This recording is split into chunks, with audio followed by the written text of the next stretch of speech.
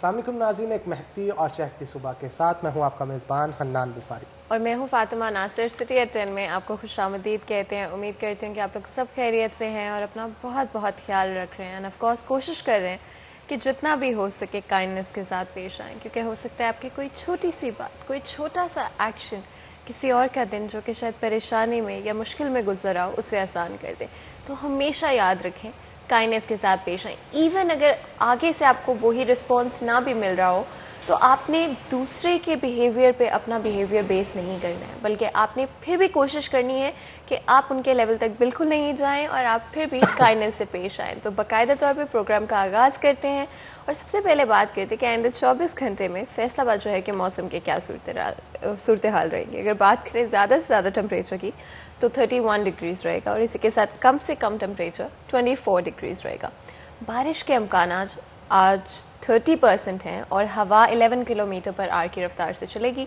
कल भी हमें बारिश देखने को मिली थी फैसलाबाद शहर के अंदर और मौसम जो है काफ़ी बेहतर हो गया था। हवा भी चल रही थी, बादल भी आ गए थे आसमान पर। तो देखते हैं कि आज भी कुछ इस तरह का होगा या नहीं। लेकिन ऑफ कोर्स जब भी बारिश होती है, हवा चलती है, मौसम ठंडा होता है तो वैसे मूड जो है हनान बहुत अच्छा खुशगवार हो जाता है। और गुज़श्ता दिनों की बारिश की वजह से शहर फैसलाबाद के अंदर दर्जा रात में काफ़ी कमी देखने को मिल रही है और यूँ महसूस हो रहा है कि अब आहिस्ता आहिस्ता सर्दियाँ जो है वो अपने डेरे जमा रही हैं शहर फैसलाबाद के अंदर। तो आगे बढ़ेंगे जनाब। जैसा कि हम रोज़ाना की बुनियाद पे आपको कहते हैं कि आपके अंदर कोई भी टैलेंट मौजूद है तो उस टैलेंट को ज़ाया मत करें, बल्कि उसकी वीडियो बना के 30 सेकंड की हमें व्हाट्सएप करें उस नंबर पे जो कि आपकी स्क्रीन के ऊपर दिया जाएगा। यही नहीं बल्कि इसके साथ साथ आपकी सेलिब्रेशंस के अंदर भी शामिल हुआ जाएगा। उसके लिए भी आपको क्या करना होगा कि अपनी बर्थडे सेलिब्रेशन की 30 सेकंड की वीडियो बना के हमें व्हाट्सएप करनी होगी आपको उस नंबर पे जो कि आपकी स्क्रीन के ऊपर दिया जाएगा।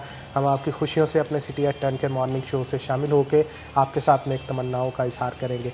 आगे बढ़ते हैं जनाब। जैसा कि आपको पता है कि अब नए सेगमेंट्स का आगाज़ किया है। रोज़ाना की बुनियाद पर आपको शहर फैसलाबाद के ट्रैफिक के हवाले से जो है हमने अपडेट करना होता है। वैसे ट्रैफिक की जब भी बात की जाती है बड़ा इंपॉर्टेंट समझा जाता है, क्योंकि समटाइम ऐसे होता है फातिमा कि हम भी जब ऑफिस आ रहे होते हैं कहीं पे ट्रैफिक जाम हो तो हम मुश्किल में पड़ जाते हैं और वक्त पे ना पहुंचने की वजह से काफ़ी मसाइल का सामना करना पड़ता है। बिल्कुल हनान, ऐसे ही होता है। Traffic is such a mess और फैसलाबाद के अंदर स्पेशली बहुत ज़्यादा ट्रैफिक हो जाती है और दिल कर रहा होता है कि बस ना जल्दी से पहुंच जाए और ट्रैफिक में ना ही फंसे। इसीलिए हमने आपका काम आसान कर दिया है। हमारे साथ अवैस मौजूद हैं जो कि आप लोगों को आगाह करेंगे ट्रेनों के हवाले से। पहले हनान, क्योंकि ऑफ कोर्स ट्रैफिक के हवाले से तो हम बात करना चाहते हैं लेकिन थोड़ा वेट कर लेते हैं। पहले ये पूछ लेते हैं कि भाई ट्रेनों का क्या सूरत हाल है, क्या ताखीर से चल रही हैं, टाइम पर चल रही हैं। तो अवैस जल्दी से बता दें हमें कि क्या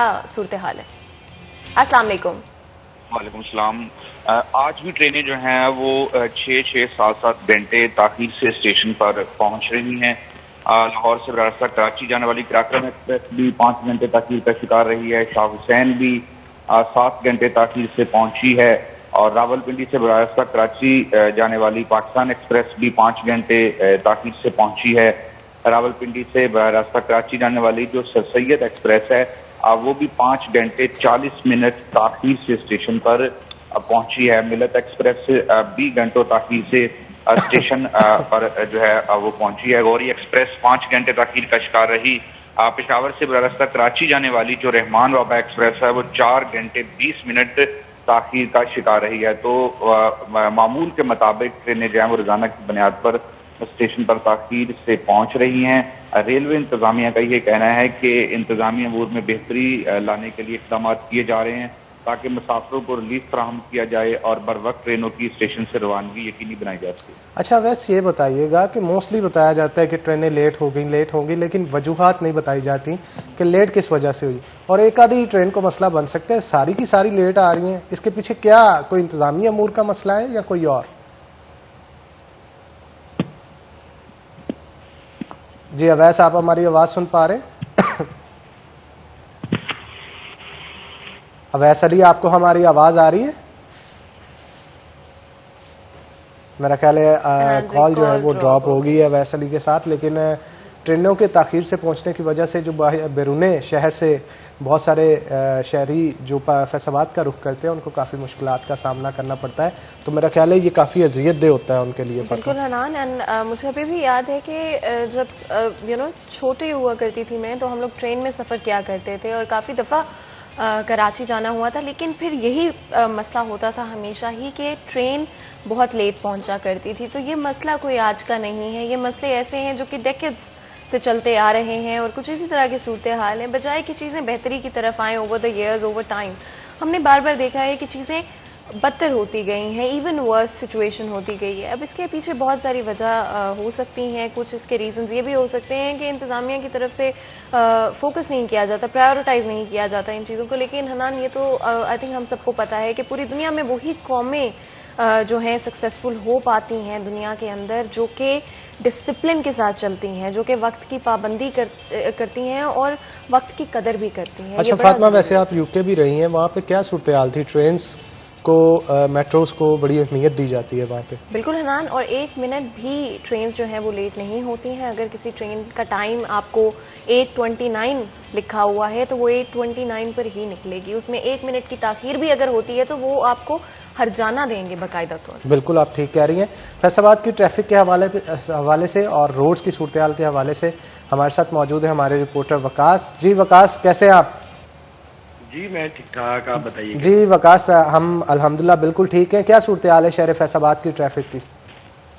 शहर फैसलाबाद की ट्रैफिक हनान, आज कुछ 2 रोड जो हैं वो ट्रैफिक के लिए खासे मुश्किल रहेंगे, जिनमें से एक जड़ावाला रोड है जो कि ट्रैफिक के लिए कुछ पैच वर्क की वजह से जो है एक साइड उसकी सुस्त रवि का शिकार है। सेंटर जेल के बाद से लेके जड़ावाला तक की सिंगल रोड जो है वो पैच वर्क की वजह से बंद की गई है, जबकि सारी ट्रैफिक जो है वो जड़ावाला से फैसलाबाद आने वाले रोड पे मुंतकिल कर दी गई है। तो वन वे डेफिनेटली बड़ी आसानी होती है शहरियों के लिए, और जब वन वे की जो है पाबंदी हो तो उसके बाद थोड़ी मुश्किल और ट्रैफिक सुस्त रवि का शिकार होती है। इसके बाद अगर बात की जाए झंग रोड की, तो झंग रोड एज यूजुअल जो है वर्क जारी है। झंग तक जो है बहुत सा एरिया जिसको डबल किया जाना बाकी था वो भी डबल किया जा रहा है, जिसके बाद झंग रोड पे ट्रैफिक जो है वो भी सुस्त रवि का शिकार है। इसके अलावा अगर दीगर रोड की बात की जाए तो नड़वाला रोड जो है वहाँ गुज़िश्ता रात होने वाले एहतजाज के बाद जो है शहरी कुछ मुश्किल का शिकार हैं, चूँकि रोड के ऊपर रात गए जलाई गई लकड़ियाँ और दीगर सामान जो है वो मौजूद है। इसी तरह कैनाल रोड की बात की जाए तो गुज़िश्ता रोज़ एहतजाज हुआ था कैनाल रोड में अब्दुल्लापुर अंडरपास के बिल्कुल इख्तिताम पर, जहाँ अब मामला क्लियर कर दिया है और ट्रैफिक पुलिस की जानिब से वार्डन एहलकार भी वहाँ पे खड़े कर दिए गए हैं ताकि तमाम तर ट्रैफिक जो है उसको रवानदवा रखा जा सके। जी बहुत शुक्रिया वकास बेग आपका। तो शहर फैसलाबाद की सूरत हाल के हवाले से ट्रैफिक की बता रहे थे। तो जो रोड्स इनकी तरफ से बताए गए, ऑडियंस से हमारी गुजारिश है कि उन रोड से सफ़र करने से गुरेज करें, क्योंकि अगर रोड बंद हुए यहाँ पे फिर वहाँ पे ट्रैफिक जैम हुआ तो उससे आपको काफ़ी मुश्किलात का सामना करना पड़ेगा। उसके मुतबादिल रोड जो है उस पर सफ़र करना शुरू करें आप। और आज ख़ास तौर पे हम टीचर्स के हवाले से, उस्ताज़ा के हवाले से गुफ्तगू करेंगे, क्योंकि कोविड के दिनों में बड़ी कुर्बानियाँ उन्होंने दी और अगर स्कूल खुले तो स्कूलों के अंदर भी ड्यूटीज़ दी। बहुत सारे उस्ताज़ा जो हैं वो ऐसे भी थे जिन्होंने कोविड की सिचुएशन को कंट्रोल करने के लिए जो है वो सीओ एजुकेशन के कहने पे बहुत सारी काम जो है वो सर अंजाम दिए। तो इस मौजू पे आज ख़ास तौर पे गुफ्तगू करने के लिए हमने दावत दे रखी है। हमारे साथ खुर्शीद आज़म मौजूद होंगे जो कि सदर हैं पंजाब के प्रोफेसर्स एंड लेक्चरर्स एसोसिएशन के, और उनके साथ साथ हमारे सीनियर रिपोर्टर जहांगीर अशरफ भी मौजूद हैं। तो आप दोनों को वेलकम करते हैं शो के अंदर। कोविड की अगर बात की जाए, कोविड के अंदर स्टूडेंट्स की जानब से पढ़ाई का बहुत हर्ज हुआ है। इस मौजू पे भी गुफ्तगू करेंगे कि इसकी वजह से आने वाली नस्ल के ऊपर क्या असर पड़ेगा, और वो लोग ख़ास तौर पे जो कि डिग्रीज़ लेके इन सालों के अंदर निकले हैं, क्या उनकी डिग्रीज़ को वैल्यू भी आइंदा आने वाले सालों के अंदर दी जाएगी या नहीं दी जाएगी। तो रुख करते हैं खुर्शीद साहब का और गुफ्तगू का आगाज़ करते हैं। सर, क्या कहेंगे आप इस कोविड की वजह से कंप्लीट एजुकेशन सिस्टम अगर देखा जाए तो मुकम्मल तौर पर डिस्टर्ब होकर रह गया है। टीचर्स के लिए हो, पेरेंट्स के लिए हो, बच्चों के लिए हो, तमाम के तमाम एक बिल्कुल फ्रेम शिफ्ट म्यूटेशन जो है इसकी वजह से हुई, हर बंदा अफेक्ट हुआ है इसकी वजह से। क्या कहेंगे, अब किस तरह से इन चीज़ों को ओवरकम किया जाएगा? बिस्मिल्लाहिर्रहमानिर्रहीम। आपकी चैनल का शुक्रिया कि आपने हमारी कम्युनिटी के मसाइल उठाने का मौका दिया। बिल्कुल आपकी बात ठीक है कि कोविड की वजह से बहुत से मसाइल का सामना करना पड़ा, ना सिर्फ हमारे जैसे डेवलपिंग कंट्रीज़ को बल्कि जो डेवलप्ड कंट्री थे उनको भी बहुत से मसाइल का सामना करना पड़ा। और एजुकेशन सेक्टर जो कि की सेक्टर होता है जिससे लोगों ने आगे निकलना होता है, हर फील्ड में जाना होता है, तो उसमें तो बहुत नुकसान हुआ है। अब हालात इस तरह के थे, गवर्नमेंट की भी मजबूरी थी कि ना होने के बावजूद भी उनको जो है वो छुट्टियाँ करनी पड़ी। फिर दूसरा जो है उसका मुतबादल हमारे पास अरेंजमेंट इतना कोई अच्छा नहीं था। बच्चे हैं वो तो बच्चे ही होते हैं, उनको अगर आप सही अपॉर्चुनिटी नहीं देते तो वो ज़ाहिर है उनका लॉस होता है। अब जाके हम देखें कि पहले हम जो है वो अपनी कॉलेज साइड पर अगर देखें तो बच्चों को मोबाइल लाने की भी जो पाबंदी थी उनको फाइन किया जाता था स्पेशल, लेकिन जब ऑनलाइन पे सारा मामला शिफ्ट हुआ तो उन्हीं बच्चों को हमने मोबाइल देने मजबूरी बन गई कि आपने जो है वो इन्हीं पे जो है वो अपनी जो है वो तैयारी करनी है और सारी जो है वो एजुकेशन इस पे लेनी है। तो ये जो सूरत हाल थी उसके मुताबिक ज़ाहिर बात है अगर तो आपके पास वसाइल बहुत ज़्यादा हैं तो फिर तो आप इजीली उसको ओवरकम कर लेते हैं, लेकिन चूँकि हमारा मुल्क पहले ही क्राइसिस में गुजर रहा है तो वो सारी चीज़ें जो हैं वो हमारे ऊपर और एक बर्डन बन गई और उससे बच्चों का बहुत लॉस हुआ। और उसके लिए ज़रूरी यही था कि गवर्नमेंट जो है कोई पैकेज ऐसे अनाउंस करती कि जिसकी वजह से बच्चों को थोड़ा सा इंसेंटिव मिलता। अब उसके कई तरीक़ेकार हैं। फॉर एग्जांपल अगर एक घर में 3 या 4 बच्चे पढ़ रहे हैं तो उनको एक कनेक्शन इस तरह का जो है वो अलॉट हो जाता बेफॉर्म या पेरेंट के आईडी कार्ड पे कि जिससे एक पैकेज फ्री ना सही लेकिन 1/4 उनको थोड़ा सा इंसेंटिव मिल जाता ताकि वो अपनी स्टडी जो है वो बहुत सारे लोग ऐसे थे जो अपने बच्चों को एंड्रॉयड लेकर नहीं दे सके, उनके पैकेज के पैसे नहीं होते, तो उस तरह के फिर बच्चों का एक बहुत लॉस हुआ। अब सबको पास कर देना या ये तो एक फैसिलिटी गवर्नमेंट दे रही है, लेकिन इससे हम देखेंगे कि ये जो 2-3 सालों में जो बच्चों का नुकसान हुआ है इसका आगे जो है वो असरात इतने अच्छे नहीं होंगे। तो उसको ओवरकम करने के लिए हमें अभी भी जो है वो इसको थोड़ा सा देखना चाहिए। लेकिन ये है कि अगर फिजिकल क्लासेस भी अल्लाह करे कि जल्दी शुरू हों और ये जैसे अब 50% के हिसाब से चल रही हैं तो टोटली चलें, सारा सिस्टम ठीक हो, फिर भी अगर आप इंटरनेट की एक्सेस देते हैं स्टूडेंट को तो उसका बड़ा फ़ायदा होता है। बहुत सारे लोगों ने चैनल्स बना दिए हैं, अब मीडिया पे हर चीज़ मौजूद है कि एक जो एकेडमीज़ का भी पेरेंट्स पे बर्डन होता था वो ख़त्म हो जाता है कि अगर बच्चों के पास एक्सेस है और वो कॉलेज में लें एजुकेशन, अगर कोई मसला होता है किस वजह से वो एब्सेंट हैं कॉलेज से, कोई प्रॉब्लम आ गई है तो वो ऑनलाइन जो है वो वही डाटा सारा मौजूद है, सारी जो हर सब्जेक्ट के टीचर्स ने जो है वो वहाँ पे अपलोड किया हुआ है, तो उससे लॉन्ग रन भी आप उससे हेल्प ले सकते हैं। जहांगीर, कोविड के अंदर एक चीज़ तो हमने देखी कि स्कूलों यूनिवर्सिटियों को बंद करना पड़ा, सारी जो टीचिंग है ऑनलाइन शिफ्ट करनी पड़ी, एग्जामिनेशंस भी ऑनलाइन ही ले गए। और एग्जामिनेशंस के हवाले से एक तो कोविड के दौरान जो बच्चों को मसाइल का सामना करना पड़ा, पेपर्स कभी मुश्किल थे कभी आसान थे, अगर इन पर्सन एग्जामिनेशंस की बात भी की जाती थी तो बच्चे जो थे वो डर जाते थे क्योंकि जब पढ़ा आपको सब ऑनलाइन रहे हैं तो in person examination of course difference आ जाता है। अब क्या सूरत हाल है आगे चलते हुए इन पर्सन एग्जामिनेशन, क्या बच्चों को किसी तरह की कोई ईज दी जाएगी इन सूरत हाल में? अच्छा, एग्ज़ाम के हवाले से चूँकि पढ़ाई नहीं हुई पूरा 2 साल तकरीबन, और जो बच्चे पढ़े नहीं हैं उन्होंने एग्ज़ाम से भागना है, ये हकीकत है। और ये नज़र आया कोविड फेज़ 1 में, 2nd में, 3rd में, हर जगह पे जब भी यूनिवर्सिटी के एग्ज़ाम की या कॉलेज एग्ज़ाम की बात हुई तो बच्चों ने प्रोटेस्ट किया और कहा कि हमने ऑनलाइन एग्ज़ाम देना है। उसका वजह ये थी कि ऑनलाइन एग्ज़ाम में चीटिंग के हवाले से बहुत ज़्यादा सोशल मीडिया पे भी वीडियोस वायरल हुई, सामने आई कि इकट्ठे बैठ के एग्जाम दे देना, और देखें हर बंदा अपना अपना लैपटॉप लेके बैठा है तो सामने वाले को नहीं। एक बड़ा ना आसान तरीका होता है अगर स्पेशली आप ये मेक श्योर करना चाहें कि चीटिंग पॉसिबल ना हो। अनफॉर्चुनेटली हमारे पास वो टेक्नोलॉजी नहीं है या रिसोर्सेज नहीं है जिस पर हम लोग ये चीज़ें चेक कर सके, नहीं तो पूरी दुनिया के अंदर आप जानते हैं, मेरे से बेहतर जानते होंगे कि पूरी दुनिया के अंदर ऑनलाइन सिस्टम्स का इस्तेमाल बहुत पहले से किया जा रहा है और मेक श्योर किया जाता है कि चाहे वो एग्जामिनेशन हो, इस तरह की टेक्निक्स यूज़ की जाती हैं कि 2 बच्चे अगर इकट्ठे बैठकर भी पेपर करने की कोशिश करें तब भी वो एक दूसरे की चीटिंग ना कर पाए। एक्चुअली ये तरबियत का बड़ा मैटर है कि हमने अपने बच्चों को ट्रेन नहीं किया कि वो नकल की बजाय अपना एग्ज़ाम दें। देखें, फिजिकल एग्ज़ाम इसकी आपके सामने एग्जांपल है कि टीचर उसमें निगरानी कर भी रहा होता है, फिर भी हर बच्चे की कोशिश होती है कि वो दाएं बाएं देखकर किसी से पूछ ले। तो जब अगर आप ऑनलाइन में पकड़ा देंगे, उसे नहीं पता कि मुझे कोई नहीं देख रहा, अगर सामने कैमरा लगा भी हुआ है तो उसके कई सॉल्यूशन ये खुद इंटरनेट खुद दे देता है। आपके उसी स्क्रीन पे कई ब्राउजर ओपन हो जाते हैं, कई पेजेस बन जाते हैं, कई विंडोज ओपन हो जाती हैं। तो ये सारी चीजें आप कैमरे में देख भी रहे होंगे, कैमरे वाले को यही लगेगा आप कंप्यूटर पे देख रहे हैं, तो कंप्यूटर पे आप हमारे साथ भी ओपन कर सकते हैं। कॉलर भी मौजूद है, कॉल भी ले लेते हैं। अस्सलाम वालेकुम जी। वालेकुम अस्सलाम जी, मैं मुर्तजा नकवी बात कर रहा हूँ जी। जी मुर्तजा साहब, क्या सवाल करना चाहते हैं आप? हनान बुखारी, पहले तो मैं आपको मुबारक दूंगा कि आप बिल्कुल जो रियल मौजूआत ने एड्रेस कर रहे हैं सोसाइटी को। Thank you very much. इसमें आज मैं ये जानना चाहूंगा कि बच्चों ने तो सफर किया कोरोना को, लेकिन जो स्कूल माफिया है, इन्होंने फीसों की मद में जो पेरेंट्स का बुरा हाल किया है कि एक तो रोजगार की कमी थी और दूसरा कोरोना की वजह से बहुत से प्रॉब्लम्स बने हुए थे, लेकिन फीस में माफी नहीं दी गई।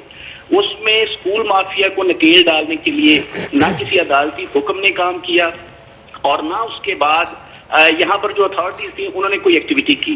इस हवाले से भी थोड़ी सी रोशनी डालिए कि जो फीसिस के मामला थे उस पर क्या हुआ, पेरेंट्स ने जितना सफर किया और जो सोसाइटी है उसने अपने तौर पे बहुत कुछ इस हवाले से कहा, लेकिन अमल दरामद नहीं हुआ।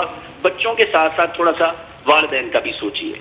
जी बहुत शुक्रिया नकवी साहब आपके कॉल करने का। जहांगीर अशरफ की तरफ चलते हैं। जहांगीर, काफी हद तक ये ठीक कह रहे हैं, मसला तो था जो फेस करना पड़ा सबको। अच्छा, ये हमेशा वन साइडेड पिक्चर होती है आवाम के सामने कि माफिया कह देना, और ऐसे पहले भी कई बार बात हुई। तो मेरा मशवरा ये होता है कि जो लोग ऐसा कहते हैं वो अपना एक स्कूल बना के देख लें, फिर उनको पता चलेगा कि स्कूल वालों के क्या मसाइल हैं। एक्चुअली हम सिर्फ वन साइड देखते हैं कि पेरेंट को जनाब बोझ पड़ रहा है, बच्चे स्कूल नहीं जा रहे, हालांकि उनके टीचर्स ने बच्चों को ऑनलाइन एंगेज रखा है, स्कूल वालों ने अपने बिल्डिंग के रेंट्स देने हैं, उनको हुकूमत ने कोई बिजली का बिल माफ़ नहीं किया, कोई टैक्स माफ़ नहीं किया। ये हुकूमत की जिम्मेदारी थी, इसको प्राइवेट सेक्टर पर डालना ये ज्यादती होगी। क्लासेस तो लग नहीं रही, बिजली का इस्तेमाल हो रही है, हर जगह पे बिजली के बिल आ रहे हैं, इंतजामिया आ रही है। अक्सर स्कूल वालों ने ऑनलाइन क्लासेस के लिए स्कूल में फैसिलिटी दे रखी थी टीचर्स को कि आप स्कूल आएं, स्कूल से देखें। हर टीचर घर में बैठकर ऑनलाइन क्लास नहीं करवा सकती, हर घर में एक कमरा सेपरेट नहीं मौजूद जहां पर आप ऑनलाइन क्लासेस करवा सकें। बेशुमार स्कूल ऐसे हैं जिन्होंने अपने स्कूल्स में टीचर्स को अलाउ किया कि वहां पर आकर ऑनलाइन बच्चों को पढ़ाएं। अगर स्कूल इंतजामिया की तरफ से, ये यूनिवर्सिटी इंतजामिया की तरफ से सिर्फ 2 चीजें अरेंज कर दी जाती हैं, जिसके अंदर एक वाइट बोर्ड शामिल होता और एक मोबाइल फोन या कुछ शामिल होता, तो लेक्चर्स रिकॉर्ड होकर बड़े आराम से बच्चों तक पहुंचाए जा सकते थे। क्या वो आसान नहीं होता? बजाय इसके, क्योंकि जो हमारे कॉलर ने मेंशन की बात हनान, वो बिल्कुल सही बात है कि अनएम्प्लॉयमेंट या फिर हर जगह फिर सैलरीज डिक्रीज कर दी गई थी, तो उनका कसूर नहीं था, ये नहीं था कि वो देना नहीं चाहते थे, लेकिन बहुत सारे लोगों को एम्प्लॉयमेंट इश्यूज फेस करने पड़े। इसमें भी गवर्नमेंट का मैं समझता हूँ किरदार था कि प्राइवेट सेक्टर के लिए जिस तरह उन्होंने इंडस्ट्री को रिलीफ दिया, इंडस्ट्री के लिए मुख्तलिफ पैकेजेस अनाउंस किए, प्राइवेट सेक्टर डिमांड करता रहा पहले फेज से लेकर एंड तक कि उनको बिला सूद कर्जे दे दिए जाएं, उनकी कोई हेल्प आउट की जाए, उनके कोई रेंट में कमियां करवा दी जाएं, उनकी हर तरह से। लेकिन कोई एक फैसिलिटी गवर्नमेंट ने प्राइवेट सेक्टर को नहीं दी, सवाए 20% डिस्काउंट के हवाले से जो वो अनाउंस कर दिया गया कि आप 20% रिलैक्स करें, लेकिन उनको कहीं से रिलीफ नहीं मिला। अब ये हमेशा वन साइडेड बात होती है कि हम कहें कि स्कूल माफिया, तो ये मेरा ख्याल है कि दोनों साइड की पिक्चर देखनी चाहिए। इस पे मजीद भी गुफ्तगू करेंगे, लेकिन एक छोटी सी ब्रेक के बाद, ब्रेक का वक्त हो गया, तो नाज़रीन यहाँ पे एक ब्रेक लेंगे, ब्रेक के बाद दोबारा हाजिर होते हैं, कहीं मत जाइएगा, हमारे साथ रहिएगा।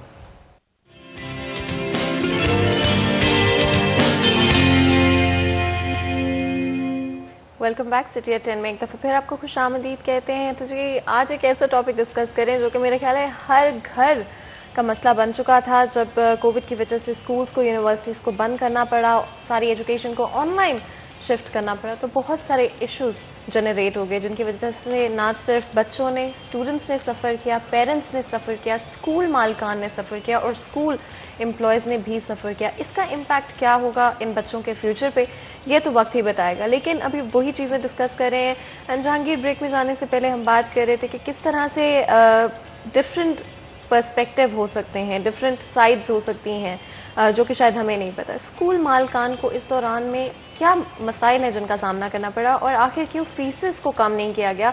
और एक और पॉइंट जो यहाँ पे मैं ऐड करना चाहूँगी कि बहुत सारे टीचर्स की तनख्वाह तक कम कर दी गई थी। मोस्ट स्कूल्स के अंदर 60% या 80% और कई जगहों पे तो 40% तक सैलरी दी जा रही थी। तो फिर फीस में कमी क्यों नहीं देखने को मिली?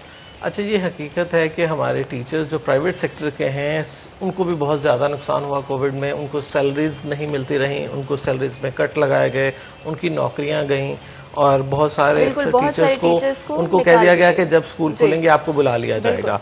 इस हवाले से वही बात कि हमारे जो गली मोहल्ले का स्कूल है मेजोरिटी में वो तादाद है, 400-500 स्कूल तो वो हैं जो बिल्कुल बंद हो गए क्योंकि वो मेंटेन नहीं कर सके, अपने रेंट तक नहीं दे सके।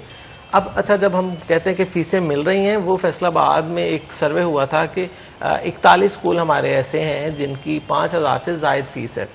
सिर्फ वो स्कूल ऐसे हैं जिनको रेगुलरली फीस मिलती रही, क्योंकि पता है पेरेंट्स को कि वहां से बच्चे की फीस एक माह भी आप सबमिट नहीं करवाएंगे तो बच्चे का नाम स्ट्रक ऑफ हो सकता है, उसको दोबारा रीएडमिशन करवाने के लिए उससे ज्यादा लंबे प्रोसेस, ज्यादा फीसेज और ज्यादा चीजें। सिर्फ वो 40-50 स्कूल होंगे जिनको आप कहें कि 100% नहीं तो 90% फीसेज मिलती रही। उसके अलावा नीचे आते जाएं तो जो 2000-3000 इससे नीचे वाले स्कूल्स हैं कैटेगरी के, उनमें पहले फेज में सबसे ज्यादा नुकसान हुआ स्कूल को, क्योंकि जब 2-3 माह, देखिए 3 माह हमारे हर साल पेरेंट्स की एक रूटीन है कि छुट्टियों में लोग पे करते हैं। जब 3 माह से बात बढ़ी पहले फेज में तो तब पेरेंट्स ने फीस देना बिल्कुल छोड़ दिया। आखिरी 3 माह जो थे, क्योंकि 6 माह का लॉकडाउन लगा, तो वो समझ लें कि किसी स्कूल को, ऐसे भी स्कूल थे जिनको सिर्फ 20% 30% तक फीस रिकवर हुई। बिल्कुल, सबसे ज्यादा लॉस वहां से स्टार्ट हुआ। शायद पेरेंट्स को of course I think in चीज़ों का पता नहीं है कि स्कूल मालिकान को किन चीज़ों से गुजरना पड़ा। And definitely I think government की तरफ से कोई स्ट्रैटेजी ज़रूर होनी चाहिए थी कि पेरेंट्स को भी हेल्प आउट कर सके और स्कूल सेक्टर को भी हेल्प आउट कर सके। अगर ये तो बात हो गई कोविड के दौरान क्या कहानी चली और कहाँ पे, अभी भी I think Covid is an on going thing जो कि अभी ख़त्म नहीं हुई है। बट ये अल्लाह ताला से दुआ करेंगे कि सबको सेफ रखें और दोबारा हमें वही सूरत हाल ना फेस करने पड़े। जो बच्चे इस दौरान में ग्रेजुएट हो रहे हैं या अपना मैट्रिक एफएससी ख़त्म करें, स्पेशली वो बच्चे जो कि अपनी यूनिवर्सिटी इस ड्यूरेशन में ख़त्म करें, उन पर क्या इम्पैक्ट पड़ेगा और उनकी डिग्री की वैल्यू जो है वो डिक्रीज हो जाएगी? बिल्कुल, डिग्री की वैल्यू डिक्रीज होगी। जब आपकी स्टडी उस लेवल की नहीं रहेगी तो उस पर इम्पैक्ट तो पड़ेगा।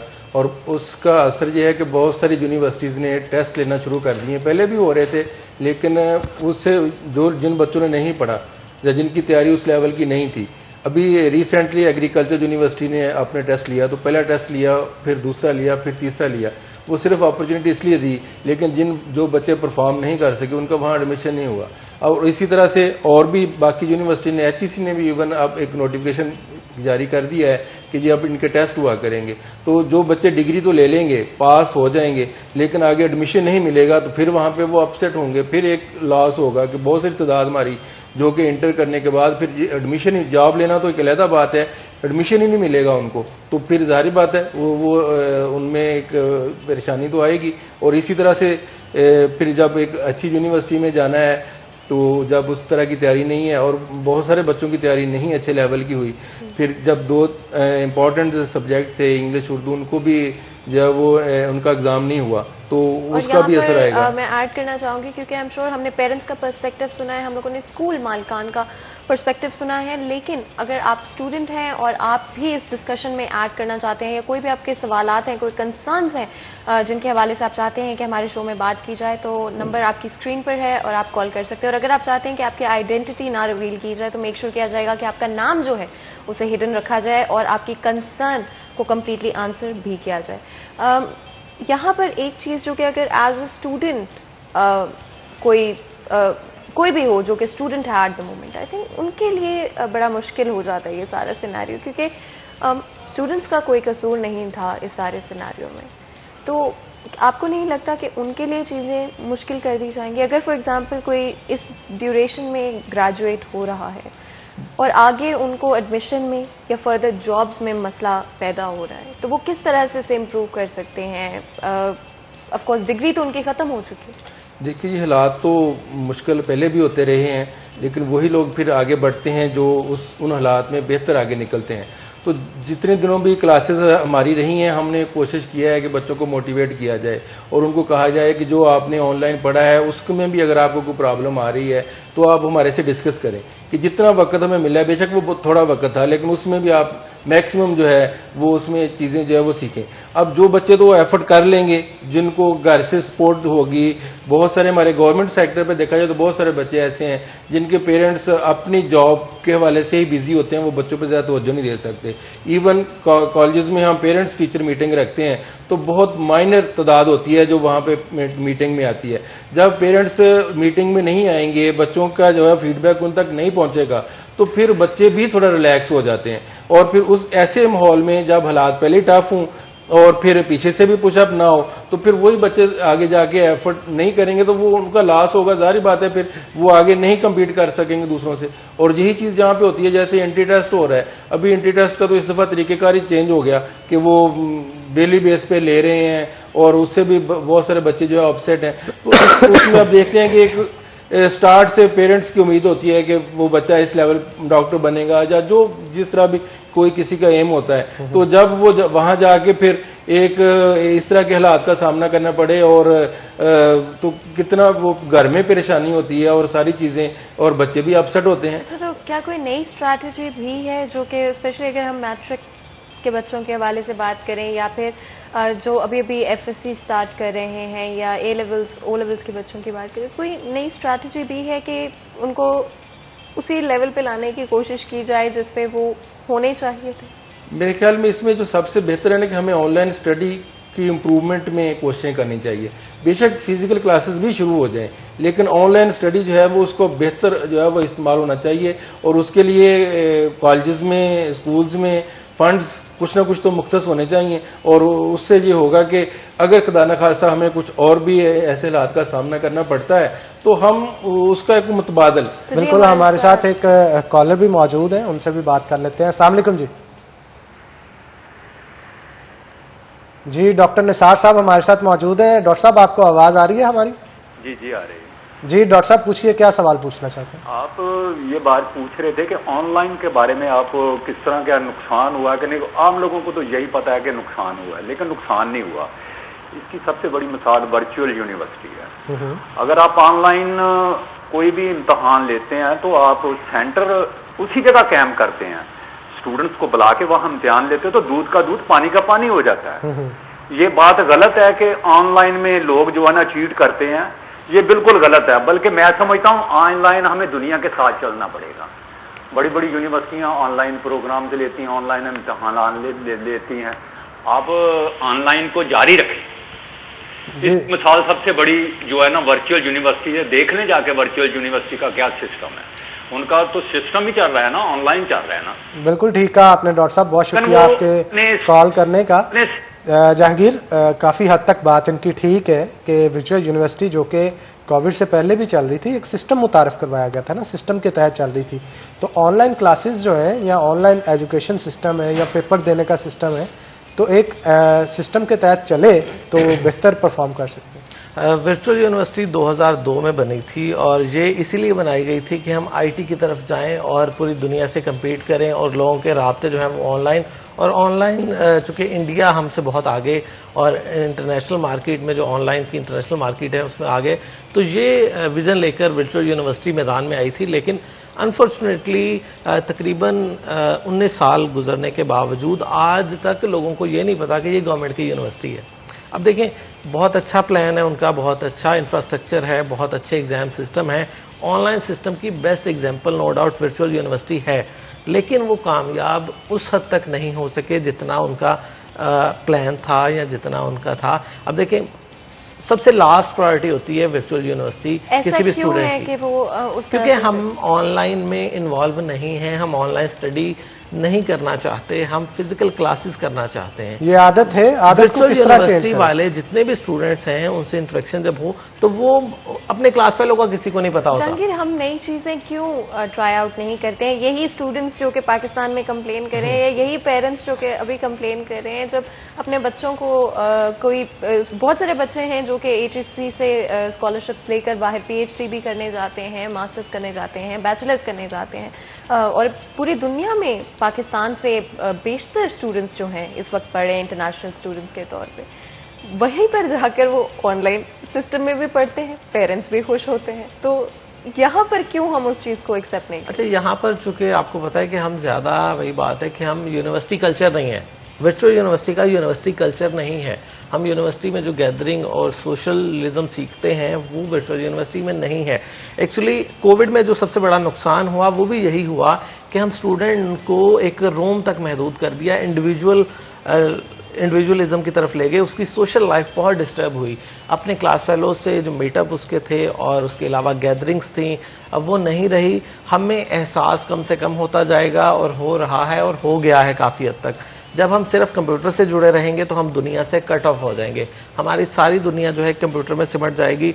हमें यह नहीं पता होगा कि मेरे साथ बैठा शख्स कौन है। तो इस चीज़ से हम नहीं जाना चाहते। इंडिविजुअली यूथ इस चीज़ को लाइक नहीं करती, वो चाहती है कि क्लासेस हों, स्टडी हो तो हमें क्लासरूम का एनवायरनमेंट मिले, हमारी क्लास फेलो से गपशप लगे, हम लाइव उसको जो कॉलेज लाइफ यूनिवर्सिटी लाइफ है उसको एंजॉय करें। अब देखिए, स्टडी सिर्फ किताबें पढ़ना नहीं है। ऑनलाइन में सिर्फ आपको किताबें पढ़ाई जा सकती हैं, आपको ट्रेंड नहीं किया जा सकता, आपकी तरबियत नहीं की जा सकती।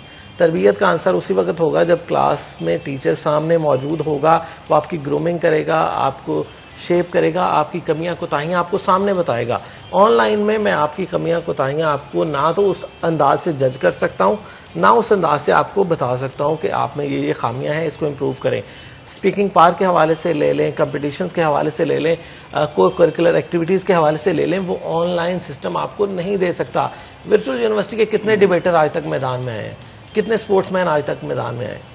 देखिए, हम एक सिमत में तो कामयाबी हासिल कर लेंगे कि ये बच्चा ऑनलाइन में बड़ा एक्सपर्ट हो गया है, लेकिन हम बहुत सारी चीज़ें जो हैं उनको पीछे छोड़ देंगे। बिल्कुल आप ठीक कह रहे हैं। यहाँ पे एक छोटी सी ब्रेक लेंगे जहांगीर, ब्रेक के बाद इस डिस्कशन को जारी रखेंगे।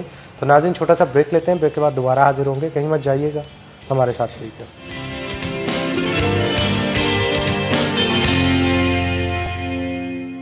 वेलकम बैक नाज़रीन, ब्रेक के बाद खुश आमदीद। जहांगीर अशरफ हमारे साथ मौजूद है, मज़ीद गुफ्तगू उनके साथ करते हैं। जहांगीर, इस ऑनलाइन सिस्टम की वजह से और जो स्टूडेंट्स को पास किया गया है गवर्नमेंट स्ट्रेटजी की वजह से, आने वाले दिनों के अंदर मेरिट के ऊपर कितना इफेक्ट पड़ेगा इसमें? अच्छा हनान, देखिए, मेरिट जो है वो बढ़ेगा चूंकि इन्हीं बच्चों पर जो इस साल पास हो रहे हैं या कुछ रिपीटर्स होंगे वो अप्लाई करते हैं।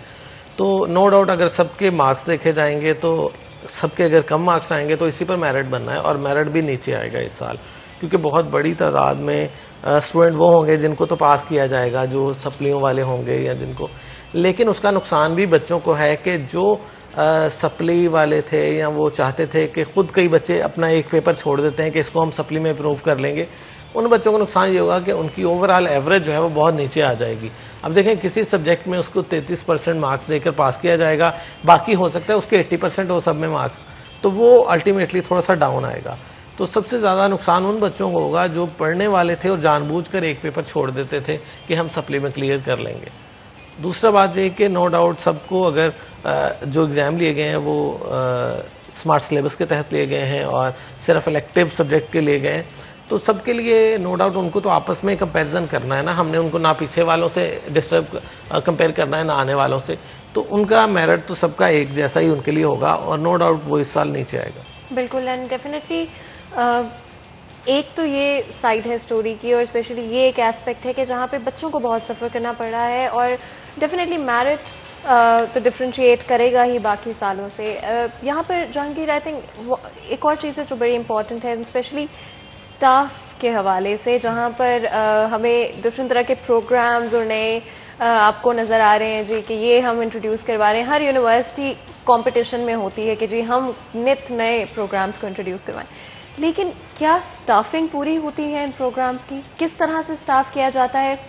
बच्चे अपना करियर बनाने के लिए, अपना फ्यूचर बनाने के लिए यूनिवर्सिटी जाते हैं, पेरेंट्स के ख्वाब उनके साथ जुड़े होते हैं, उनकी अपनी मेहनत होती है, क्या यूनिवर्सिटी उनके साथ दे रही है उनका इस सारी चीज़ के अंदर?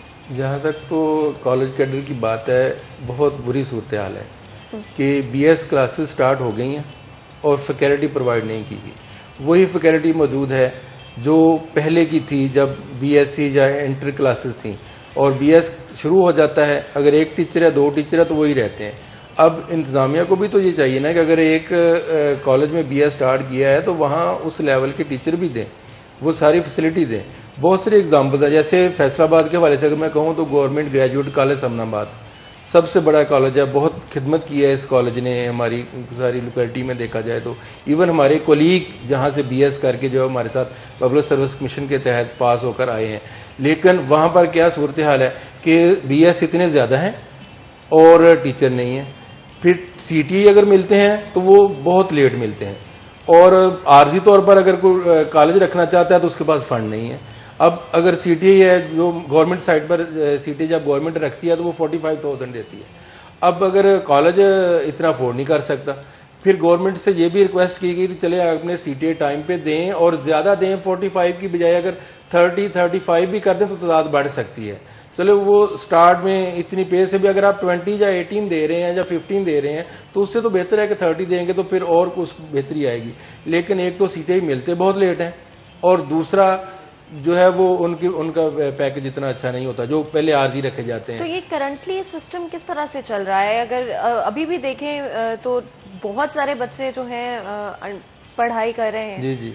अगर टीचर्स ही अवेलेबल नहीं है, स्टाफ ही अवेलेबल नहीं है उनके लेवल के, तो किस तरह से पढ़ाया जा रहा है? बड़ी मुश्किल है उसमें। अब देखिए जो कॉलेज है वो आर्जी टीचर अरेंज करता है फिर, और उसमें उनके पास जब फंड नहीं है, जो बड़े कॉलेजेस हैं वहाँ फिर भी सूरत कुछ बेहतर है। जो अभी कॉलेजेस उस लेवल के नहीं है जहाँ BS ज़्यादा नहीं है, 2-3 तक हैं, तो उनमें तो बहुत मुश्किल हालात हैं। वो फिर ये होता है कि चंद टीचर वो हायर करते हैं जो बहुत ज़रूरी होते हैं और उनसे काम चलाते हैं, और इस तरह तो फिर क्वालिटी एजुकेशन नहीं जाती।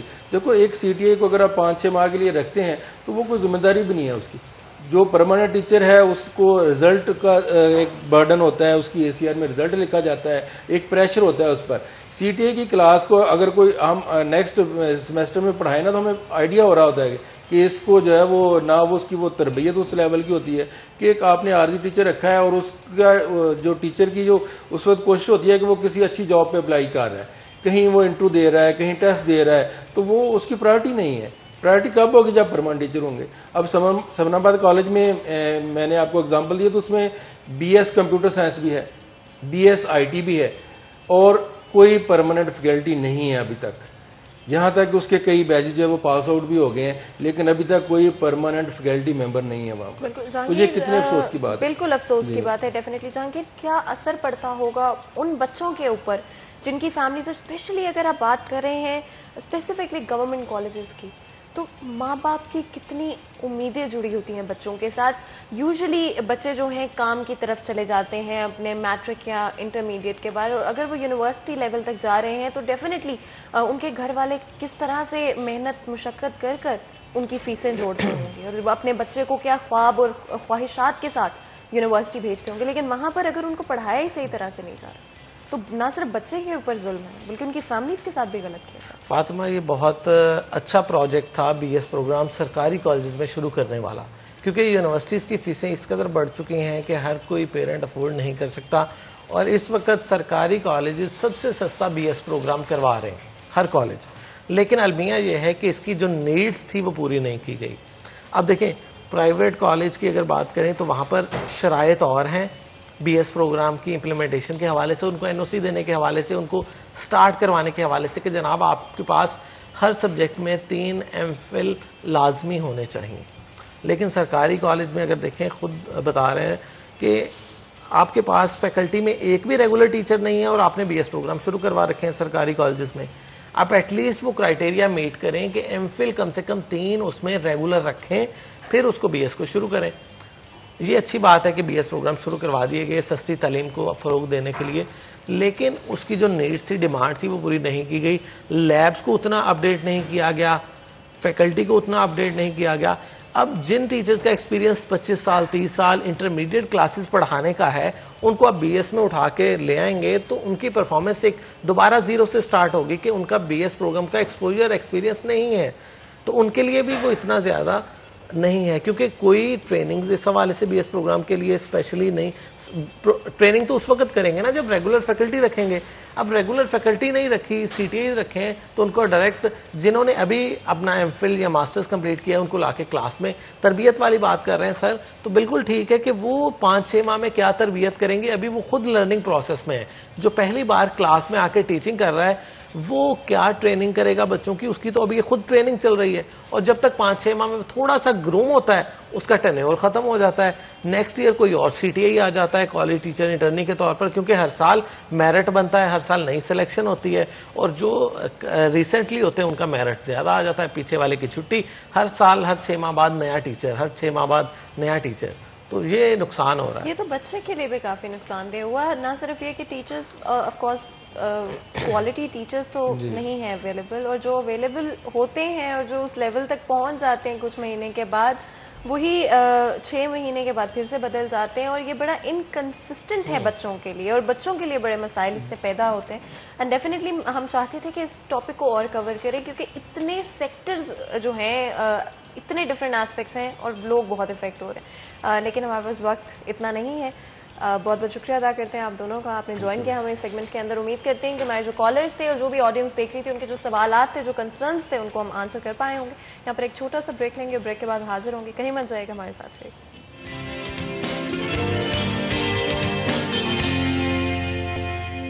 वेलकम बैक सिटी एट 10 में एक दफ़ा फिर आपको खुश आमदीद कहते हैं। तो जी अब वक्त है मेरे फेवरेट सेगमेंट यानी कि किचन के सेगमेंट का। एंड हनान, ये टाइम इस तरह का होता है कि आपको भूख लगना शुरू हो चुकी होती है, एंड मोस्टली घरों के अंदर इस वक्त ये सोचा जा रहा होता है कि लंच में क्या बनाया जाएगा। तो आपका काम हम आसान कर देंगे, और स्पेशली उन लोगों के लिए जिनके बच्चे अभी भी स्कूल जाना शुरू है और जब वो घर आते हैं उनको बहुत भूख लगी होती है। आज एक ऐसी डिश ही बनाई जाएगी जो कि आप आज लंच में भी तैयार कर सकते हैं, easy and quick of course. And Hanan, जल्दी से किचन की तरफ चलते हैं और देखते हैं कि आज ये जो डिश जिसकी मैं बात कर रही हूँ, जो कि आज आप घर में तैयार कर सकते हैं, ये क्या होगी। अस्सलाम वालेकुम किंजा, कैसे हैं आप? वालेकुम अस्सलाम। अस्सलाम वालेकुम बोथ ऑफ यू। अल्लाह का शुक्र, आप लोग सुनाएं कैसे हैं? हम लोग बिल्कुल ठीक हैं। और हनान, अच्छे लग रहे हो यार। मतलब ये भी एक टैलेंट होता है ना कि आपका मूड जिस तरह का भी हो, लेकिन आप हमेशा दूसरों को जो है अच्छा ही फील कराते हैं और अपलिफ्टिंग बातें करते हैं। तो आई थिंक हनान की ये खासियत है कि जब भी उसका अपना मूड जिस तरह का भी चल रहा हो, कि वो दूसरों को हमेशा जो है अपलिफ्ट करने की कोशिश करता है। तो किंजा, आज आप क्या बनाएंगे किचन में? आज हम लोग बना रहे हैं पिज्ज़ा। फ्लेवर डिफरेंट है, क्रीमी चिकन पिज्ज़ा बनाएंगे आज हम लोग। उसमें हम लोग सॉस बनाएंगे अलग, और उसकी जो मैरिनेशन होगी चिकन की वो अलग करेंगे। सबसे पहले मैं इसकी मैरिनेशन बताऊंगी। मेरे पास मैरिनेशन में चिकन बोनलेस मैंने क्यूब्स कर लेना है। उसमें मैंने डालनी है योगर्ट, 3 टेबलस्पून योगर्ट डालना है। 2 टेबलस्पून मैंने उसमें क्रीम डालनी है। उसमें स्पाइसेस में डालूंगी black pepper 1 teaspoon, white paper 1/2 teaspoon, chicken powder थोड़ा सा ऐड करूंगी, सॉल्ट 1 टीस्पून डालूंगी, और थोड़ी सी ग्रीन चिलीज को अच्छे से चॉप करके वो डालूंगी। गार्लिक इसमें डालूंगी चॉप करके, और इसको मैरिनेट करके रख दूंगी थोड़ी देर के लिए। फिर इसमें जो मैंने बेस में जो मैंने इसकी वो लगानी है, क्रीम लगानी है, उसके लिए मेरे पास मेयोनीज़ है। मेयोनीज़ में मैं 1 कप मेयोनीज़ है, उसका 1/2 कप मेरे पास क्रीम है, वो मैं इसमें ऐड करूंगी। इसमें रेड चिली फ्लेक्स ऐड करूंगी। थोड़ा सा इसमें मैं गार्लिक अच्छा चॉप करके डालना है, क्योंकि हमें गार्लिक का फ्लेवर चाहिए। ब्लैक पेपर डालूंगी 1 टीस्पून, वाइट पेपर डालूंगी 1 टीस्पून, और इसको डाल के मिक्स करके जो पिज़्ज़े की क्रस्ट होगी उस पर हम लोग ये सॉस लगाएंगे। देन जो हमारा चिकन मैरिनेट होगा उसको फ्राई करके वो लगाएंगे। चीज़ डालेंगे, ऑलिव्स डालेंगे, ग्रीन और ब्लैक ऑलिव डालेंगे। मेरे पास कैप्सिकम पड़ा है, वो मैं ऐड करूंगी चीज़ डाल के। तो मैं इसको ओवन में बेक करने रख दूंगी। ओवन मैंने पहले से प्री हीट कर लिया 200 पे। पिज़्ज़ा हम लोग हमेशा हाई हीट पे बनाते हैं, कम हीट पे बनाएंगे तो वो ड्राई होना शुरू हो जाता है। तो हमें सिर्फ चीज़ इसको पकानी है। पिज़्ज़ा डो मैंने रेडीमेड ली है। पिज़्ज़ा डो की रेसिपी मैं पहले ही बता चुकी हूँ जब हमने चिकन टिक्का पिज़्ज़ा बनाया था, तो वही सेम रेसिपी है। मीडियम पिज़्ज़ा बनेगा इससे, और इसको हम बेक करेंगे तकरीबन 20 मिनट्स के लिए। तो क्या ऑयल का इस्तेमाल किया जाएगा इसमें? जी सर, ऑयल का इस्तेमाल मैं करूँगी उसकी कुकिंग के लिए, चिकन की। जी बिल्कुल, चिकन की कुकिंग के लिए ऑयल का इस्तेमाल किया जाएगा। जब भी ऑयल की बात की जाती है तो हम लाजमी तौर पे आपको रिकमेंड करते हैं गोल्डन कुकिंग ऑयल, क्योंकि गोल्डन कुकिंग ऑयल बनाने वालों का ये कहना है कि इसे अफसाने सेहत के असूलों के ऐन मुताबिक कुदरती अज्जा के साथ डबल ऑटोमेटिक प्लांट के ऊपर तैयार किया जाता है, जिसका मकसद ये होता है कि आपके खानों की लज्जत को 4 चांद लगाए जाएँ। यही नहीं, इसके अंदर विटामिन का ब्लेंड भी मौजूद है, जिसके अंदर विटामिन ए, विटामिन डी और विटामिन सी भी मौजूद है। और अगर आप चाहते हैं आपके खानों की लज्जत को 4 चांद लगे, लेकिन उसके साथ साथ आपकी सेहत पर भी मुस्बत असरात पड़े, तो उसके लिए आपको इंतखाब करना होगा गोल्डन कुकिंग ऑयल का। एंड ऑफ कोर्स अनान, क्योंकि हमारी कोशिश होती है कि जो भी चीज़ हमारे किचन में इस्तेमाल की जाए वो ना सिर्फ सेहत के लिए अच्छी हो, बल्कि आपकी इम्यूनिटी के लिए और ओवरऑल जो आपकी हेल्थ है उसके लिए हमेशा अच्छी हो। एंड लो इन कैलोरी होना बहुत बहुत बहुत ज़रूरी है आज के ज़माने में, क्योंकि हर कोई चाहता है कि वो फिट रहे और अपनी हेल्थ का हमेशा ख्याल रखना चाहिए। इट्स नॉट रियली अबाउट कि आपका वेट कितना है, आपकी हाइट कितनी है, बट रियली कि आप फिट होने चाहिए हो। जिस तरह की भी आपकी पसंद है खाने के अंदर, गोल्डन कुकिंग ऑयल का यही फ़ायदा है कि आप खाने भी इंजॉय कर सकते हैं और आपको हेल्थ के लिहाज से या अपने वेट के लिहाज से टेंशन भी नहीं लेनी पड़ेगी। एंड किंजा, जब पिज़्ज़ा की बात करते हैं, आई थिंक हर किसी की डिफरेंट किस्म की प्रेफरेंस होती है कि किस तरह से उसे बनाया जाए। कुछ लोगों को वेज ही पसंद होता है, कुछ लोगों को स्पेसिफिकली जो है चिकन लवर्स होते हैं या मीट लवर्स होते हैं, उनको उस तरह से पसंद है। तो क्या अगर आप डिफरेंट तरह के चिकन के साथ बनाना चाहेंगे, जिस तरह से होता है कि पेरी पेरी फ्लेवर का आप एक लेदर रख लें, साथ आप उसके बारबेक्यू फ्लेवर चिकन भी डाल लें, तो ये इस तरह का पिज़्ज़ा जो है वो ज़्यादा कॉम्प्लिकेटेड होगा बनाना, और किस तरह से उसको जो है कम टाइम में बनाया जा सकता है? वो ही फिर हम लोग डिवाइड कर देते हैं उसको पिज़्ज़े को, तो हमें दोनों के लिए डिफरेंट मैरिनेशन चाहिए होंगे, तो उसको जाहिर है ऑब्वियसली टाइम लगेगा क्योंकि हमें दोनों की अलग अलग मैरिनेशन बनानी पड़ेगी। तो हम लोग पेपरोनी वगैरह भी यूज़ कर सकते हैं इसमें रेडीमेड। तो जी पिज़्ज़ा जो है तैयार होने लगा है हमारे किचन के अंदर। किंजा, जल्दी से आप ये पिज़्ज़ा तैयार करें और आप लोग भी आज लंच के लिए ये पिज़्ज़ा बना सकते हैं। यहाँ पर एक छोटा सा ब्रेक लेते हैं, ब्रेक के बाद हाजिर होंगी, कहीं भी मत जाएगा। Will be right back.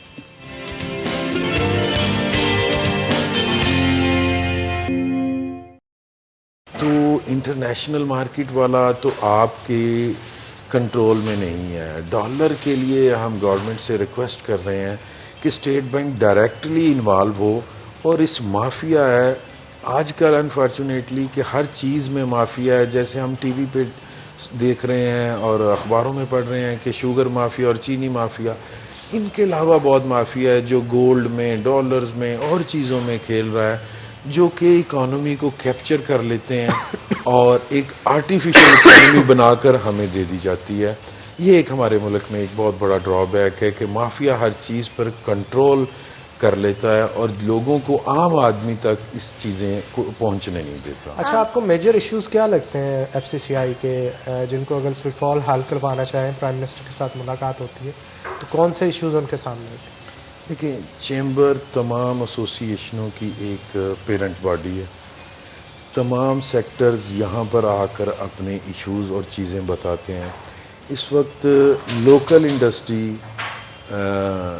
जो प्राइसेस इंक्रीज हुई हैं और महंगी बिजली की वजह से उनका थोड़ा सा चलना मुश्किल हुआ है, क्योंकि हमने जो भी गवर्नमेंट प्राइस, फ्यूल की प्राइस है, चाहे वो बिजली है या वो गैस है, इसको डॉलर के साथ उन्होंने रखा हुआ है। जब डॉलर की प्राइस बढ़ती है तो हर जगह एक महंगाई का तूफान आ जाता है। एसएमई सेक्टर खुसूसी तौर पर मैं कहूँगा कि इस वक्त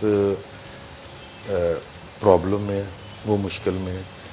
फैसलाबाद की इंडस्ट्री चलेगी तो इसके रिलेटेड तकरीबन 20 ऐसे काम हैं जो इस शहर में हैं, वो चलेंगे। मैं आपको हनान इसकी एग्जांपल ये देता हूँ कि जैसे इंडस्ट्री के साथ तकरीबन 65 मुख्तलिफ उसके रिलेटेड सेक्टर हैं। इंडस्ट्री चलेगी, खुशहाली आएगी तो गोश्त वाले का गोश्त भी बिकेगा, फ्रूट वाले का फ्रूट भी बिकेगा, दूध वाले का दूध भी बिकेगा, बच्चे बाहर से पिज़्ज़ा और चीज़ें भी खाएंगे, फैमिली के साथ आप आउटिंग पे भी जाएंगे, आप मॉल्स भी घूमेंगे, आप शॉपिंग भी करेंगे। जब तक ये इंडस्ट्री नहीं चलेगी, खुशहाली नहीं आएगी। फैसलाबाद, जिसे हम मैनचेस्टर टेक्सटाइल का हब कहते हैं, इसमें टेक्सटाइल के अलावा और कोई बड़ा सेक्टर नहीं है। तो इस वजह से फैसलाबाद की तरक्की पाकिस्तान की तरक्की है।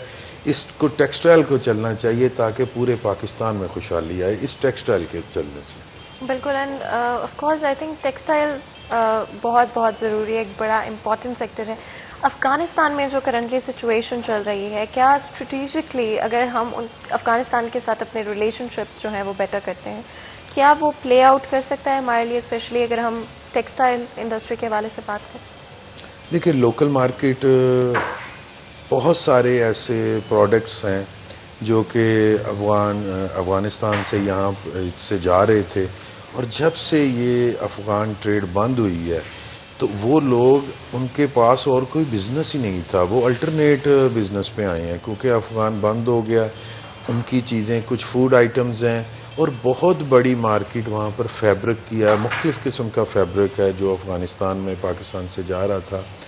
उम्मीद है कि जैसे हमारे प्राइम मिनिस्टर का विजन है और उनकी जो बात आजकल अफगानिस्तान की नई गवर्नमेंट को तस्लीम करने की चल रही है, उसके बाद पाकिस्तान और अफगानिस्तान का एक बेहतरीन रिलेशन डेवलप होगा और एक बेहतरीन हम अपने पड़ोसी मुल्क को उससे ट्रेड कर सकेंगे। आप प्रेसिडेंट बन चुके हैं, और अगर स्ट्रेटजी को देखा जाए एज अ प्रेसिडेंट एफसीसीआई के हवाले से, लास्ट ईयर से इस साल किस तरह से स्ट्रेटजी चेंज करके अपने मिशन को आगे लेके बढ़ेंगे? देखिए हनान, इसमें यह है कि फैसलाबाद चेंबर का प्रेसिडेंट मैं कहूँगा कि एक रिले रेस है। जाने वाला प्रेसिडेंट 30 सितंबर को मुझे अपनी स्टिक या पास देगा तो मैं वहाँ से उसके मिशन को और उसमें अपने मिशन को ऐड कर चलना शुरू हो जाऊँगा। गोल सेटिंग क्या है? गोल सेटिंग यही है कि मैक्सिमम अपने बिजनेसमैन को कैसे हम रिलीफ दिलवा सकते हैं, गवर्नमेंट्स ऑफिशियल्स के दरमियान और इंडस्ट्रियलिस्ट और बिजनेस कम्युनिटी के दरमियान एक ब्रिज का रोल, एक स्ट्रॉन्ग ब्रिज का रोल प्ले करना है और उनका मैसेज हकाम बाला को एक अच्छे तरीके से पहुंचाना है। ये बेसिकली एक चैम्बर का रोल होता है जो कि नेशनल ग्रुप के प्रेसिडेंट जैसे इस पॉलिसी को लेके चल रहे हैं उसमें मैं अपनी सोच के मुताबिक उसमें एडिशन डिलीशन कर और हालात के मुताबिक उसमें अमेंडमेंट्स करके उसको लेकर हम चलेंगे। ई कॉमर्स के हवाले से क्या कहेंगे, किस तरह से आगे लेके चलेंगे और आने वाले दिनों के अंदर अगर इस पर वर्किंग की जाती है पाकिस्तान में काफ़ी जो पैसा है, डॉलर्स हैं, वो लाए जा सकते हैं, क्या कहेंगे? देखिए हमारे पास इस वक्त आपके पास मार्केट करने के लिए कुछ चीज़ होनी चाहिए जिसे आप दिखा के बेच सकें। मेरे पास इस वक्त फॉरेन इन्वेस्टमेंट मेरा टारगेट है कि पाकिस्तान में और स्पेशली फैसलाबाद में मैक्सिमम ला सके।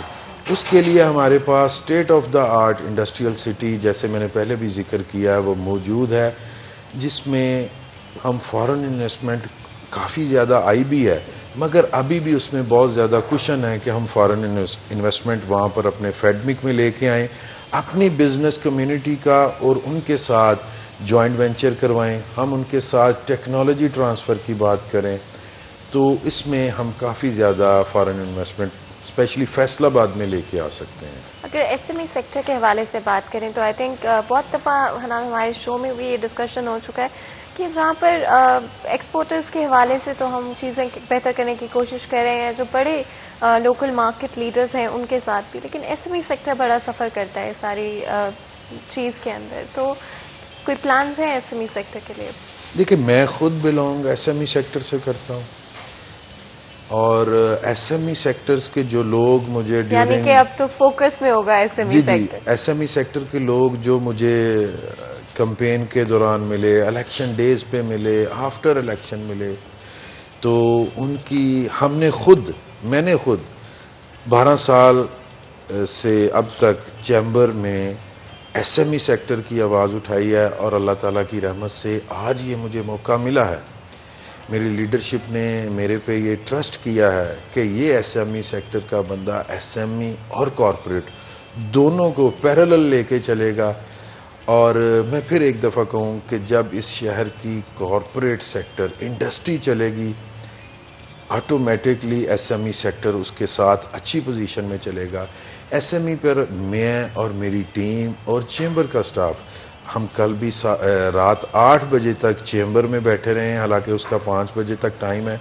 हम 8 बजे तक चैम्बर में स्टाफ के साथ बैठे रहे हैं, मेरी टीम बैठी रही है कि एसएमई सेक्टर कैसे बूम होगा, जो एसएमई सेक्टर कैसे इनकी, अगर खुदा न खास्ता एसएमई सेक्टर बैठता है तो लाखों मजदूर बेरोजगार होने का खतरा है और हजारों खानदान फाका पर जाने का खतरा है। इस वजह से हम ऐसा प्लान कर रहे हैं कि एसएमई सेक्टर के लिए क्या क्या बेहतरी लाई जा सकती है जो हम इस्लामाबाद से लेकर आएँ। तो उसमें हमारी पूरी टीम बैठी हुई है। इंशाल्लाह एसएमई सेक्टर को उठाने के लिए, इसमें जान डालने के लिए अपने तमाम वसाइल को बरोएकार लाया जाएगा। तो कोई पॉइंटर्स जो ये जो मीटिंग्स हुई हैं उनमें डिस्कस हुए हैं एसएमई सेक्टर को लेकर?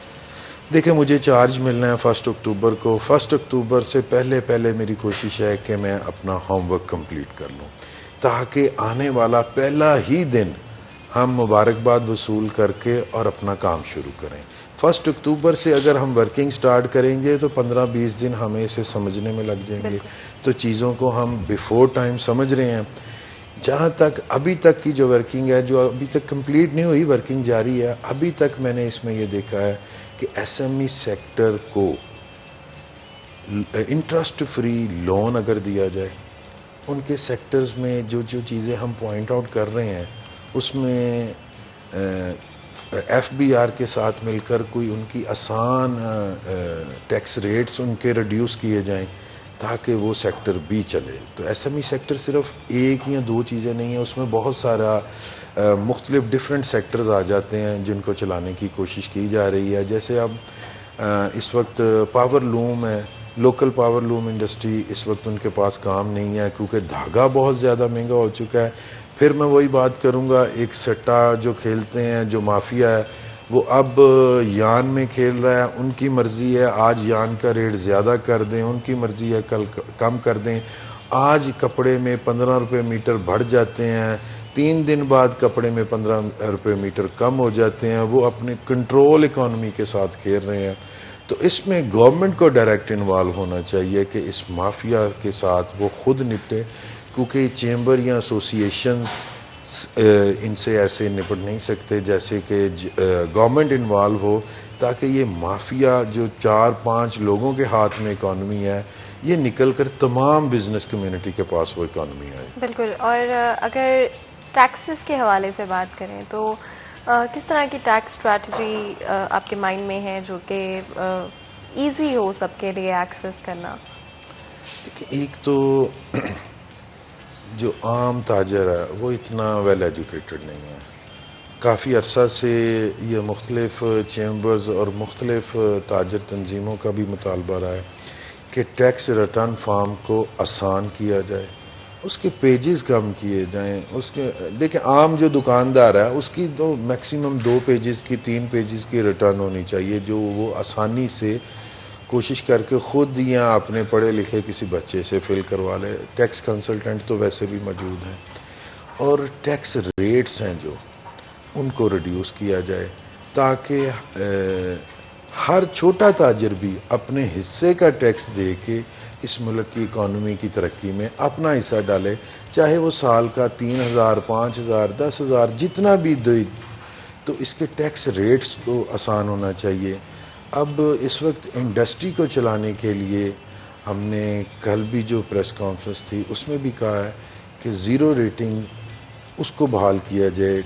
ये कोई ज़्यादा अक्लमंदी नहीं है कि आप पहले 17% चार्ज करते हैं, उसके बाद फिर आप रिफंड की सूरत में वो 17% वापस देते हैं। तो हमारी कोशिश ये है कि ये ज़ीरो रेटिंग टेक्सटाइल इंडस्ट्री जो रजीम है ये दोबारा बहाल की जाए, ताकि ये कॉस्ट ऑफ गुड्स भी इससे कम होगी। पहले टैक्स वसूल के उसके बाद उसे रिफंड की शक्ल में वापस देना, ये कोई ज़्यादा अक्लमंदी नहीं है। और इसमें ये भी मैं गवर्नमेंट को ये अप्रिशिएट करूँगा कि जो 11 साल से रुके हुए ताजरों के इंडस्ट्रियलिस्ट के रिफंड्स थे वो उन्होंने पिछले साल 1 गो में दे के वो एक बेहतरीन उनका ऐसा इक़दाम था जिसे बिजनेस कम्युनिटी, चैम्बर, फेडरेशन उसे अप्रिशिएट भी करते हैं। बिल्कुल। और लोन्स के हवाले से भी क्योंकि हम डिस्कस कर रहे थे, करंटली जो सिचुएशन है वो कुछ इस तरह की है कि लोन्स मिल तो जाते हैं लेकिन प्रोसीजर बड़ा मुश्किल होता है। आपको प्रॉपर्टी दिखानी पड़ती है डिफरेंट तरह की, आपको गारंटीज शो करनी पड़ती हैं, और बहुत सारे लोग जो कि लोन के ज़रूरतमंद होते हैं टू बिगिन विद, उनके पास ये चीज़ें अवेलेबल नहीं होती हैं। क्या कोई इस तरह की पॉलिसी भी बनाई जाए कि जहाँ पे लोन्स लेने के लिए आपके लिए कोई इजी पॉलिसी हो, कोई और आपका रिलेटिव या कुछ इस तरह से कोई गारंटी प्रोवाइड कर सकता है? देखिए, कुछ गवर्नमेंट की ज़्यादातर हमारे साथ ये प्रॉब्लम है कि हम गवर्नमेंट पे बहुत ज़्यादा तनकीद करते हैं, हम अपनी तोपों का रुख गवर्नमेंट की तरफ रखते हैं। गवर्नमेंट की जो अच्छी चीज़ है कि उन्होंने जैसे सबसे पहले इस गवर्नमेंट में सेहत इंसाफ कार्ड इंट्रोड्यूस करवाया, वो एक गरीब आदमी के लिए बहुत बड़ी ब्लेसिंग है। वो उस कार्ड से किसी भी प्राइवेट हॉस्पिटल से अपना इलाज करवा सकता है। इस कार्ड पे मजीद भी गुफ्तगू करेंगे, लेकिन एक छोटी सी ब्रेक के बाद, ब्रेक का वक्त हो गया है, तो नाज़रीन यहाँ पे एक ब्रेक लेंगे, ब्रेक के बाद दोबारा हाजिर होंगे। कहीं मत जाइएगा, हमारे साथ रहिए।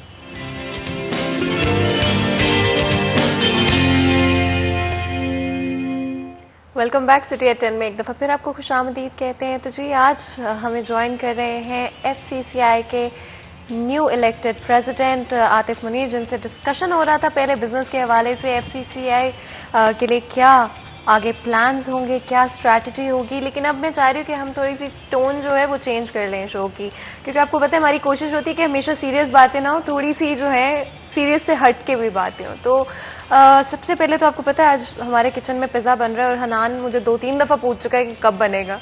तो आपकी घर में फेवरेट डिश क्या है, क्या पसंद करते हैं खाने में सबसे ज़्यादा? देखिए, मुख्तलिफ चॉइसेस हैं। बच्चों की कोशिश होती है कि हमें कुछ फास्ट फूड ही मिले, पिज़्ज़ा, बर्गर, रोल तक रहते हैं। तो मेरी कुछ अर्सा से कोशिश है कि थोड़ी सी मैंने अपने जो लाइफस्टाइल है उसे चेंज करने की कोशिश की है। ये मुरगन और ये फास्ट फूड से तो निकल कर अब कुछ कोशिश है कि सादा खाना ही खाया जाए तो वो ज़्यादा बेहतर है। अच्छा, और अगर बात करें हम लोग मूवीज़ के हवाले से, तो आई थिंक बहुत सारे, अब जैसे इवन मेरी फैमिली में हनान कई दफ़ा होते हैं कि कोई नई मूवी लगी हो या गाने लगे हो तो कहते हैं ये तो बिल्कुल कुछ भी नहीं है ना, मतलब पुरानी वाली फिल्में देखो एंड ऑल दैट। तो कोई ऐसी मूवी है आपकी माइंड में जो एक हमेशा पूरी ज़िंदगी आपको लगा हो कि ये सबसे अच्छी मूवी थी? एक तो मूवी देखने का टाइम कम मिलता है, तो अब पहले एक दौर था कि आप दोस्त इकट्ठे होके या फैमिली मेम्बर इकट्ठे होके, तो पहले वीसीआर का दौर था, उसके बाद सीडी प्लेयर आया, तो उस पर आप सब दोस्त इकट्ठे होकर मूवी देखते थे, टाइम स्पेंड करते थे। अब मूवी को आप मोबाइल पे डाउनलोड करते हैं यूट्यूब से, 2 या 3 पार्ट्स में या 2 दिनों में आप उस मूवी को देख लेते हैं। तो कोई इतना ज़्यादा ख़ास शौक़ नहीं है मूवी देखने का। बहरहाल मैंने एक मूवी है जो एक से ज़्यादा बार देखी है, वो एक 3 इडियट्स थी, इंडियन मूवी, जिसको मैंने एक से ज़्यादा बार देखा है, और वो उसमें बड़ी वो मैसेज था उस मूवी में। मशगला क्या है आपका? सर, हमारे हॉबीज़ में कुछ नहीं रहता। जब थोड़ा सा टाइम मिल जाता है तो वीकेंड पे दोस्त इकट्ठे होते हैं हम, तो कोशिश करते हैं कि उसे जो टाइम 3, 4 या 5 घंटे मिले हैं उन्हें ज़रा अच्छी गप के साथ बैठा जाए। और बैठने के लिए आपको कोई थोड़ा सा बहाना चाहिए होता है, तो किस लिए बैठें, तो दोस्त इकट्ठे होकर हम कार्ड्स खेलते हैं। तो वहाँ पर काफ़ी। ताश में कौन सी गेम खेलते हैं? जी, हम रंग खेलते हैं। रंग खेलते हैं? जी, रंग भाभी टोला भी खेलते हैं? नहीं, सिर्फ रंग ही खेलते हैं। तीसर चौसर या जैसे? नहीं, तीसर चौसर नहीं, सिर्फ रंग खेलते हैं। और रंग को मुख्तलिफ लोग मुख्तलिफ तरीक़ों से खेलते हैं। तो एक रंग कहते हैं दबा कर, छुपा कर खेलना, तो उसमें रंग छुपा कर का खेल होता है सारा, और डिपेंड करता है कि आपके पास कार्ड्स क्या हैं उसके ऊपर। जी, सबसे पहले कार्ड्स हैं और उसके बाद आपने अपने खेलना कैसे है, आप अपनी सोच के साथ। इसमें काउंटिंग भी काफी हद तक मैटर करती है कि आपकी जहानत तेज होनी चाहिए, किसने जी क्या। उसमें काउंटिंग ही है कि कौन कौन से कार्ड्स निकल चुके हैं, कौन से आपके हाथ में है और कौन से आपके अगेंस्ट जो प्लेयर है या जो आपका पार्टनर है उसके हाथ में क्या हो सकता है। तो इसमें काफ़ी ज़्यादा जहानत का इस्तेमाल किया जाता है। तो वो जो दोस्त होते हैं ना, वो सबसे, वो कहा जाता है कि ये सबसे हरामी भी होते हैं। एक तरफ उन्हें खुशी है कि हमारा दोस्तों जैसा भाई फैसलाबाद के एक main portfolio Faisalabad chamber of commerce का प्रेसिडेंट है, दूसरी तरफ उन्हें ये भी दुख है कि अब टाइम कम मिलेगा। तो वो पैरेलल चल रही हैं दोस्तों के साथ। इस गेम में बाज़ ऐसे भी होता है ना, आपके दोस्त के पास कार्ड्स अच्छे ना हो तो वो ये कहता है बहुत अच्छे कार्ड्स हैं, ये ले लो, इससे जीत जाओ। तो समटाइम वो पकड़ा के खुद बरी जिम्मा हो जाते हैं। जी हाँ, वो थोड़ा सा ऐसा चलता रहता है। जैसे अभी कार्ड्स बांटे जा रहे हैं तो ब्लफ भी कहा जाता है कि जी अगर किसी ने मेरे से चेंज करने हैं तो बगैर देखे चेंज कर सकता है। तो उसमें कभी अच्छे भी मिल जाते हैं, कभी। मनपसंद सिंगर आपका कौन? जी सॉरी, मनपसंद सिंगर? मनपसंद सिंगर जी, मैं अगर थोड़ा बहुत सुनता हूँ तो आतिफ असलम को। कौन सा गाना सबसे ज्यादा? वो अब मेरे ज़हन में नहीं आ रहा, उसका बड़ा पॉपुलर है कोई एक गाना। नहीं, एक को मैंने ज्यादा सुना है। एक तो उसने कवाली को चेंज कर कर जो उसे अच्छे तरीके में लाया, वो ज्यादा आतिफ असलम की कवाली वाला सॉन्ग आपको ज्यादा? नहीं, उसके ताजदारे हरम जो उसने कवाली को जरा मॉडिफाई किया तो वो लोगों ने उसको बड़ा अच्छा अप्रिशिएट किया। तो वो भी कभी आतिफ असलम को सुन लिया। और क्योंकि ज़्यादातर टाइम नहीं मिलता कुछ ज़्यादा सुनने का, बिजनेस है, बच्चे हैं, दोस्त है, एसोसिएशंस हैं, लायंस क्लब है। घर का प्रेसिडेंट कौन है, आप या मिसेज आप?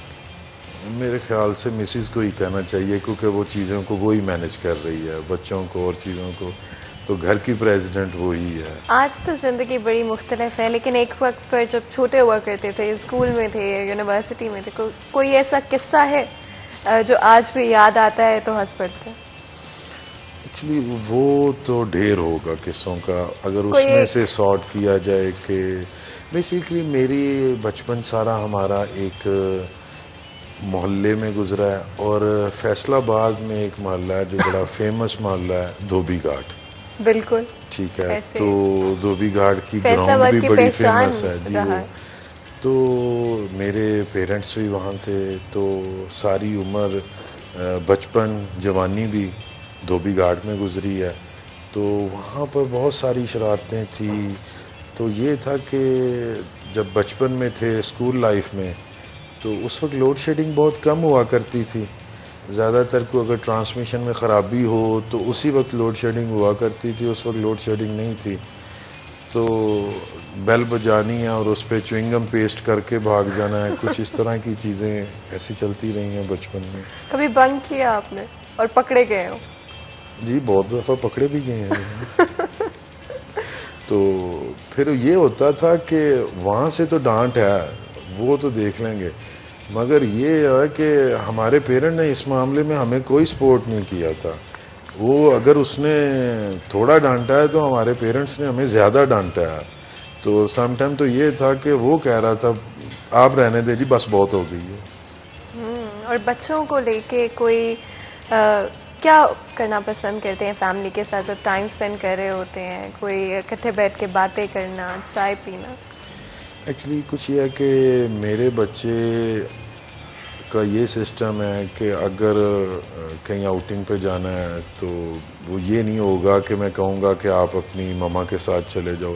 हालांकि वो खुद ड्राइव करती है, और मुझे जो मेरे करने वाले काम हैं उसमें भी मुझे उसकी बहुत सपोर्ट है कि अगर कोई ग्रॉसरी शॉपिंग है, शॉपिंग तो A to Z वो खुद ही करती है, बच्चों की भी, अपनी भी, आपकी भी। तो कभी कभी मेरी भी, और मेरे साथ जाकर तो मेरी शॉपिंग करती है। तो बच्चों को स्कूल छोड़ भी देना, ले भी लेना, तो ये सारे काम तो हो जाते हैं। जब कहीं डिनर, लंच या आउटिंग का प्रोग्राम हो तो उस वक्त बच्चे किसी किस्म का कंप्रोमाइज़ नहीं करते। वो यही कहते हैं कि जी हमने, आप फादर आएंगे, बाबा आएंगे तो उनके साथ, क्योंकि मेरे बच्चे मुझे डे वन से बाबा या पापा नहीं कहते। वो मुझे पसंद था कि मेरे बच्चे मुझे अब्बू जी कहें, तो वो आज भी अब्बू जी ही कहते हैं। तो और अपनी माँ को वो अम्मा कहते हैं।